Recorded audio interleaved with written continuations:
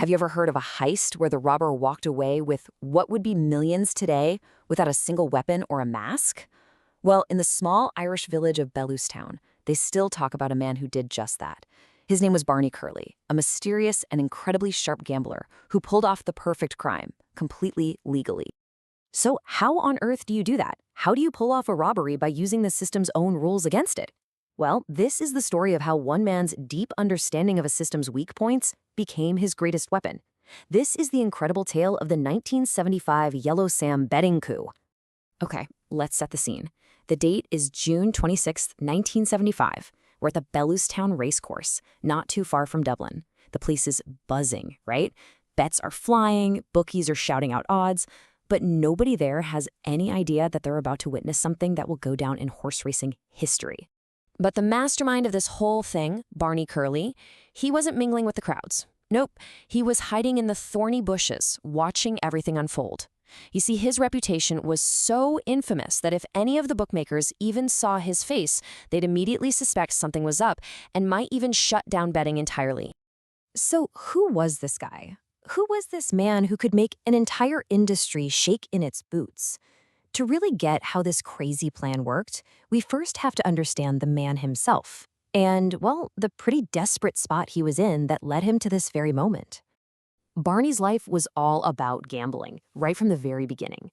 Get this, at just 15, he double-crossed his own father in a greyhound race to win his first bet.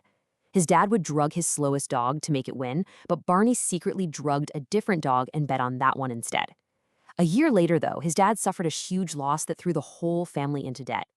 Barney had to quit school and start working in a factory just to help pay it all off. After a whole string of failed businesses, from pubs to smuggling razor blades, by 1975, he was a notorious figure, banned by most bookies and totally desperate. And this right here, this was the number that was absolutely crushing him. A debt of £12,000. I mean, with his back against the wall and pretty much no legal options left, he knew he had to come up with one massive, game-changing plan to dig himself out of this hole. So this wasn't just about trying to win a bet. Oh no, this was about designing the perfect heist. Barney started looking at the betting system, not like a player, but like an engineer trying to find its breaking points. He was looking for weaknesses he could exploit with surgical precision. Okay, a super quick rundown on how this works, because it's key. A horse that's expected to lose, a real long shot, gets high odds, let's say 20-1. That means if you bet £1 and it wins, you get 20 back. A huge payday. But here's the catch. If a ton of people suddenly start betting on that long shot, the bookies get spooked and they immediately lower the odds to protect their wallets. Barney's entire plan depended on keeping those juicy 20-1 odds right where they were. His plan was pure genius, really. It had 4 parts. First, he found the perfect horse, Yellow Sam, who looked terrible on paper but was secretly a strong runner. Second, he made the horse look even worse, racing him on bad ground just to drive his official rating down. Third, and this is the masterstroke, he found the system's Achilles heel. The racetrack had only one public phone line. And fourth, he put together a secret network of 300 people all over Ireland, all ready to place their bets at the exact same time. Now, to fund this whole nationwide operation, Barney pulled together £15,000. This was his entire life savings. He handed out envelopes stuffed with cash to his network of friends and contacts. If this plan didn't work, he wasn't just going to be in debt. He'd be completely wiped out. The stakes could not have been higher.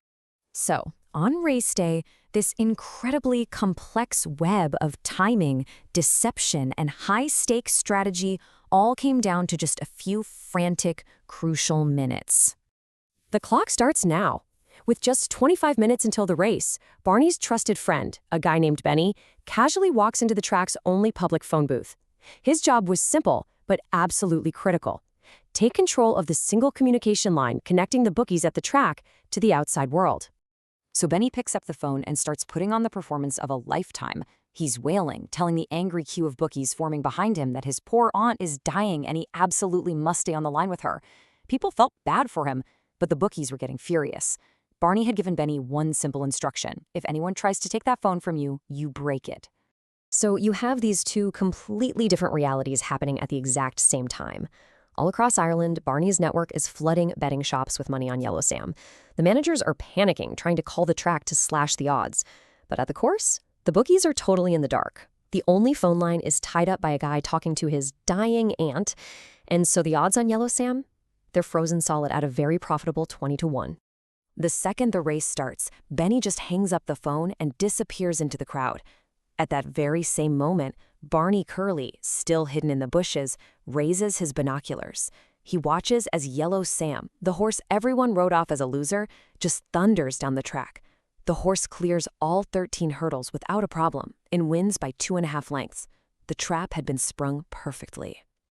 Once the dust settled and the bookies at the track finally figured out what had just happened, it was total chaos. But it was way too late.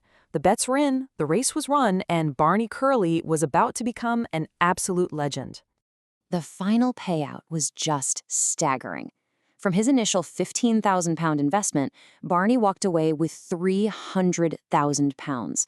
In today's money, that's over $3.5 million. A truly life-changing amount of money, one through nothing but pure, audacious genius. Now, the bookmakers were legally required to pay him, but boy, they were furious. They handed over the winnings in 108 huge sacks filled entirely with single-pound notes.